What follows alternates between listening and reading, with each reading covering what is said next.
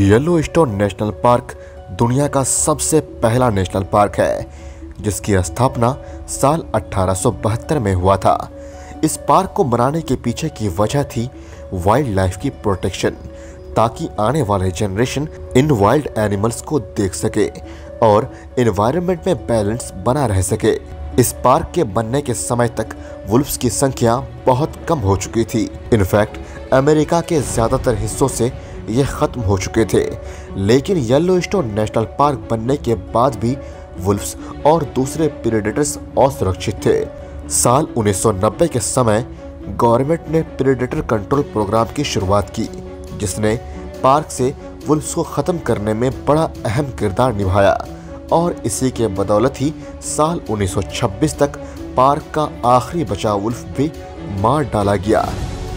1872 में जब Yellowstone national park बनाया गया था, तब भी पार्क में वन्य जीवों के लिए कोई कानूनी सुरक्षा नहीं थी।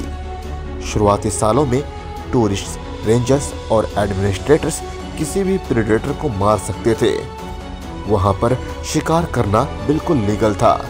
नेशनल पार्क से वुल्फ्स के खत्म होने के बाद जो हुआ, उसने पूरी दुनिया को चौंका दिया। आज हम यही जानने वाले हैं किस तरह वुल्फ्स ने येलोस्टोन नेशनल पार्क को बदल डाला, और अगर इकोसिस्टम से टॉप प्रेडेटर को हटा दिया जाए तो क्या बदलाव आ सकता है। गाइस, वीडियो को पूरा ज़रूर देखिएगा और मुझे इंस्टाग्राम में फॉलो करना मत भूलिएगा। साथ ही चैनल को सब्सक्राइब करके बेल आइकन प्रेस ज़रूर कीजिएगा, क्योंकि आप देख रहे हैं facts phylum, the amazing kingdom of animals. Yellowstone national park में वुल्फ्स के ना होने से एल्क का पॉपुलेशन बढ़ना शुरू हो गया, जिससे पार्क के सभी घास, पेड़ पौधे वे खा गए, यानी ओवर ग्रेजिंग। और हुआ यूं कि येलोस्टोन नेशनल पार्क की कंडीशन बद से बदतर होता गया। एल्क के अनकंट्रोल्ड पॉपुलेशन ने चारों तरफ परेशानी बढ़ा दिया। किसानों के फसलों का खाना, नुकसान पहुंचाना, यह सब आम हो गया। इसीलिए एल्क को मारा जाने लगा, लेकिन फिर भी यह कारगर साबित नहीं हुआ। अगले 30 सालों तक ऐसे ही एल्क्स को मारा गया, जिससे पार्क की बिगड़ती हालत रुक तो गई, लेकिन उसमें कोई सुधार नहीं आया। पार्क तब तक बंजर बन चुका था, नदियां सूख चुकी थी। येलोस्टोन नेशनल पार्क एक और वजह से मशहूर है, और वो है हाइड्रोथर्मल वेंट्स। लेकिन पार्क की खराब हालत से इन पे भी गहरा असर पड़ा। लोगों ने सुझाव दिया वुल्फ्स को पार्क में वापस लाने का, लेकिन पार्क के मैनेजर ने इन सुझावों में कोई दिलचस्पी नहीं दिखाई।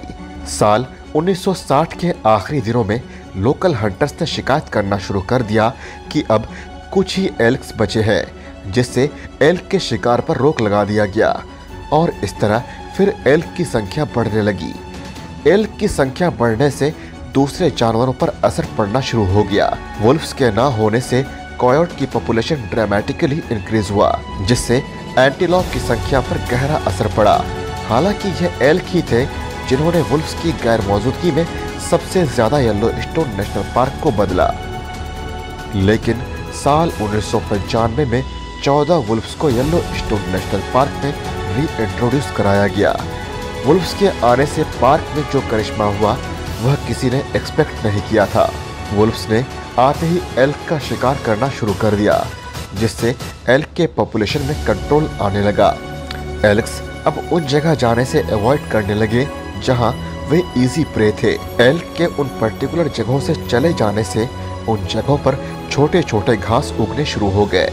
फिर धीरे धीरे पौधे बड़े हो गए और चारों तरफ हरियाली छाने लगा, और इसी पल के बाद से येलोस्टोन नेशनल पार्क की किस्मत बदलने लगी। पेड़ पौधों के उगने से कीड़े मकोड़े और मधुमक्खियां आने लगे। इनके आते ही कई तरह के बर्ड्स पार्क में आने लगे। बड़े बड़े ट्रीज के उगने से बर्ड्स के डिफरेंट स्पीसीज पार्क में नजर आने लगे। साथ ही बीवर्स भी, जो पहले पार्क से एक्सटिंक्ट हो चुके थे। बीवर के लौटने से वे नदी में डैम बनाने लगे, जिससे कई रेप्टाइल्स, मस्करैट्स और ओटर्स को हैबिटेट मिला। वुल्फ्स ने कॉयोट को भी मारा, जिससे उनकी पॉपुलेशन में कंट्रोल आया। एज ए रिजल्ट रैबिट्स और दूसरे स्मॉल एनिमल्स पार्क में नजर आने लगे, जो पहले गायब हो चुके थे। वुल्व्स ने येलोस्टोन नेशनल पार्क को न सिर्फ हरा भरा किया बल्कि इन्होंने नदियों को भी बदल डाला। इनके आने से प्रे और प्रेडेटर के बीच एक बैलेंस कायम हुआ, जिससे दूसरे एनिमल्स के सर्वाइवल रेट बढ़ गए। पेड़ पौधों के उगने से सॉइल इरोजन रुका और नदियां फिर से बहना शुरू हो गया।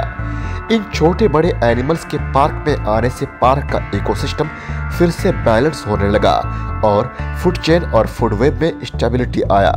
और यह सारा क्रेडिट वुल्व्स को जाता है। इस हादसे की वजह से ही बड़े बड़े रिसर्चर्स को पता चला कि अगर एनवायरनमेंट से टॉप प्रेडेटर को हटा दिया जाए तो इकोसिस्टम पर क्या असर पड़ेगा। गाइस, अब आप ही बताइए, अगर भारतीय जंगलों से टाइगर्स को हटा दिया जाए तो क्या होगा। वीडियो अच्छी लगी तो लाइक ज़रूर कीजिएगा और हाँ, मुझे इंस्टाग्राम में फॉलो करना मत भूलिएगा। Thank you so much.